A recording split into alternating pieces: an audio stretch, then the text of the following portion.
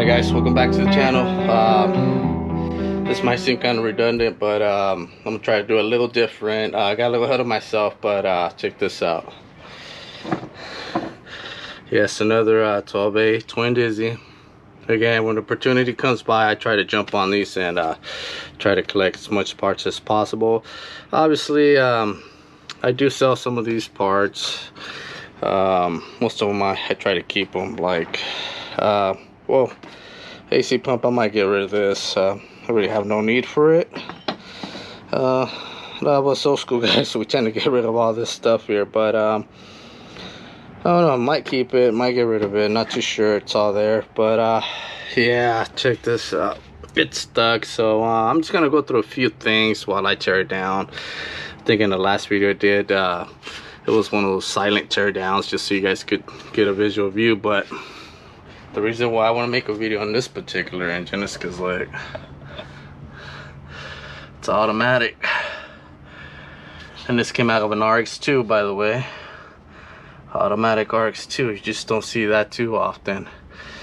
Very rare, at least here in the US. They're mainly stick shift. But yeah, that's never had the chance to own one. Now I do. But should be something interesting for you guys that have RX-2s and you know you want to see the different options. So this will be an automatic option here with AC. So this 12A twin dizzy came with obviously top mount. I believe it's a 72 RX-2, AC, again, automatic transmission. And if you look in there, it looks like somebody had swapped out the thermostat in the water pump housing, and seems to look good, but it is locked. So I mean, most likely water seal probably went out, most likely. Yeah, here we go.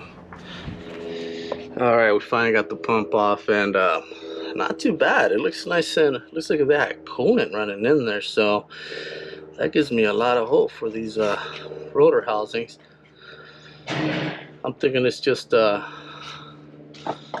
not even be a coolant, it might be just carbon that locked this engine up. It's just been sitting for way too long. So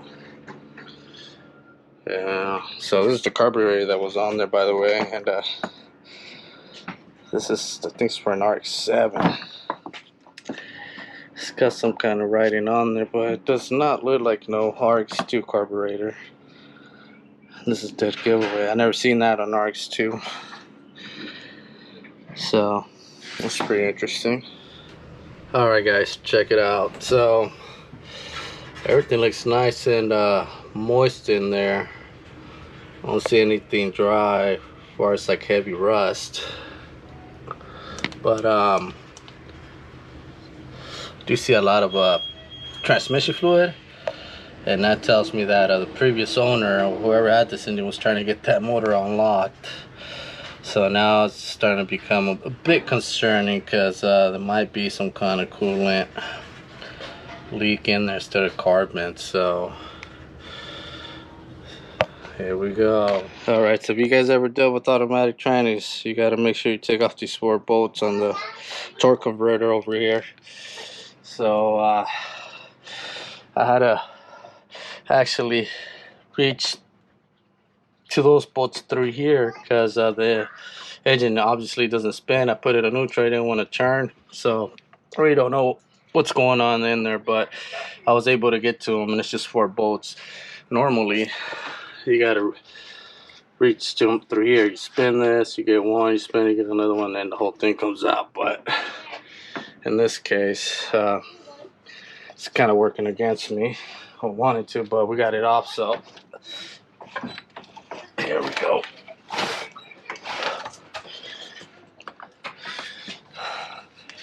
And then these are the coolant.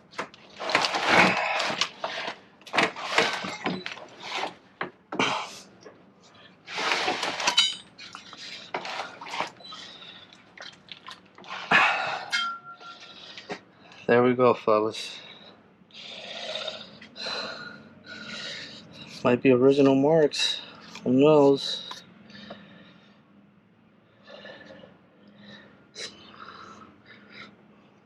Yeah, who knows?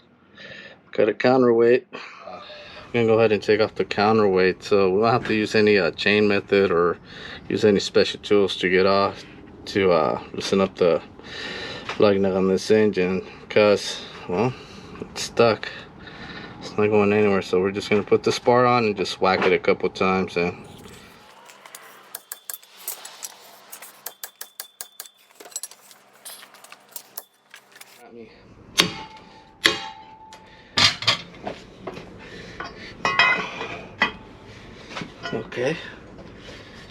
okay guys, let me show you guys a trick, since it's not too often I come across these automatic engines, especially when it comes to twin diesels. But I'm gonna go ahead and show you guys how I go about taking this counterweight off. Now, you never ever want to whack them. You could just get this tool here from Mazda Tricks. No, they're not paying me, but you could just get this tool. But I'm gonna go ahead and show you guys how I go about it without this tool. So this is before I got this tool. I used to do it, I guess, the poor man's way or the backyard way, or whatever you want to call it, but it's very functional and it doesn't damage anything. So here we go. All right, so I got it set up. So I put some little shims in there, some wooden shims, just so it won't mess up the main bearing. And I mean, nothing will really happen to it. You can kind of see it here, but you're trying to keep it scratch free or whatever, you could just put a little piece of wood in there just to shim it. And it's pretty basic. All we're gonna do is just use these two. It's just gonna go back and forth, and it should pop out, as opposed to just whacking the heck out of it. So it should just pop out. And you want to just do this evenly as well.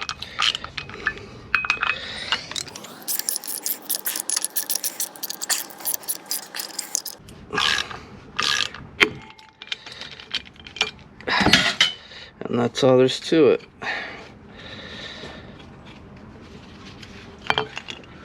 Alright fellas, so already got it loosened up, so we're gonna take a look at this, how it looks after 50 years, more or less, because I think it might have been refurbished at some time or at some point.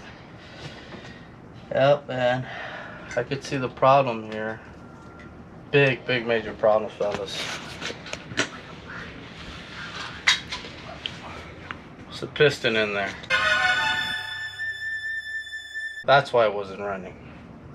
There shouldn't be a piston in there. No, I'm kidding. Alright, there you go. It's actually... wow. It's a bit rusty, but it looks like it's in good shape. Alright guys, so yeah, I could tell this had just been rebuilt at some point. You could tell by the bolts, first of all, they were looking almost brand new, and there's no steel protector. Usually these come with like this little thin hair steel protector around the water jackets. And look, whoever built this engine got this pitched right there.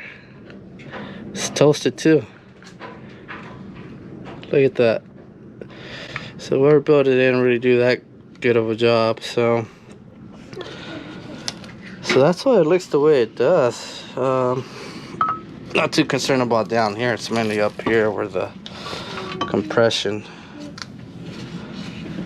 It's not too bad. I gotta clean it and double check, but right off the bat, it looks good. Or decent. Could be used for a budget build. Alright guys, so there we go. That's why it wasn't spinning. while this is stuck.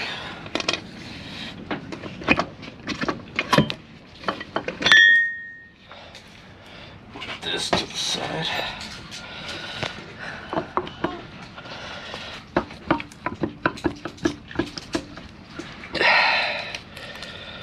Look at that.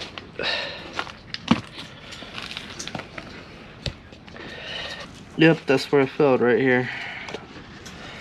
See all that build up.